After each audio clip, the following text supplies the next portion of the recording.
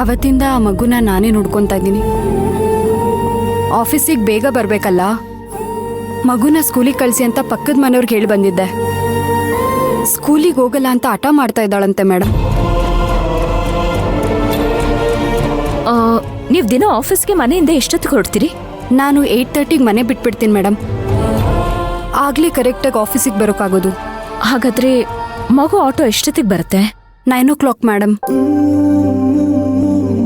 ಸರಿ, ನಾಳೆಯಿಂದ ನೀವು ಮಗುನ ಸ್ಕೂಲಿಗೆ ಬಿಟ್ಟಾದ್ಮೇಲೆ ಆಫೀಸಿಗೆ ಬರ್ಬೋದು.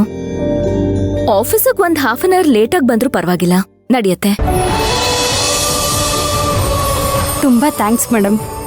ಇರಿ, ಅಷ್ಟು ಸಂತೋಷ ಪಡಬೇಡಿ. ನಾರ್ಮಲ್ ಆಗಿ ನೀವು 5 ಗಂಟೆಗಲ್ವಾ ಆಫೀಸಿಂದ ಹೊರಡೋದು? ಇನ್ಮೇಲೆ ಅದನ್ನ 5:30 ಮಾಡ್ಕೊಳ್ಳಿ. ಅಲ್ಲಿನ ಹಾಫ್ ಅನ್ ಅವರ್ನ ಇಲ್ಲಿ ಕಾಂಪನ್ಸೇಟ್ ಮಾಡ್ಬೋದು. ಓಕೆ?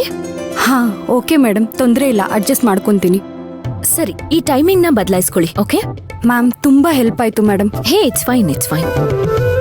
ಈ ತರ ಮಾಡಿಲ್ಲ ಅಂತಂದ್ರೆ ಮಗು ಟೆನ್ಷನ್ ನಿಮ್ ತಲೆಯಲ್ಲಿ ಓಡ್ತಿರತ್ತಾ? ಆ ಟೆನ್ಷನ್ ಅಲ್ಲಿ ಕೆಲಸ ಮಾಡಕ್ ಆಗಲ್ಲ. ನಮಗೂ ಪ್ರಾಬ್ಲಮ್ಮು, ನಿಮ್ಗೂ ಪ್ರಾಬ್ಲಮ್ಮು. ತಪ್ಪುಗಳಾಗ್ತಾನೆ ಇರ್ತವೆ. ಅದನ್ನ ಅವಾಯ್ಡ್ ಮಾಡಿ ಪ್ರತಿದಿನ ಖುಷಿಯಿಂದ ಕೆಲಸ ಮಾಡ್ಬೇಕು ಅಂದ್ರೆ ಈ ತರ ಮಾಡ್ಬೇಕು. ನೀವು ಹೇಳ್ತಿರೋದು ಕರೆಕ್ಟ್ ಇದೆ ಮೇಡಮ್. ಸರಿ, ನನ್ ಫೈಲ್ನ ಚೆಕ್ ಮಾಡಿ ನಿಮಗ್ ಕಳ್ಸ್ಕೊಡ್ತೀನಿ, ನೀವು ಹೊರಡಿ. Good morning madam. Hi, good morning. ಯಾಕೆ ಆಫೀಸಿಗೆ ಲೇಟು?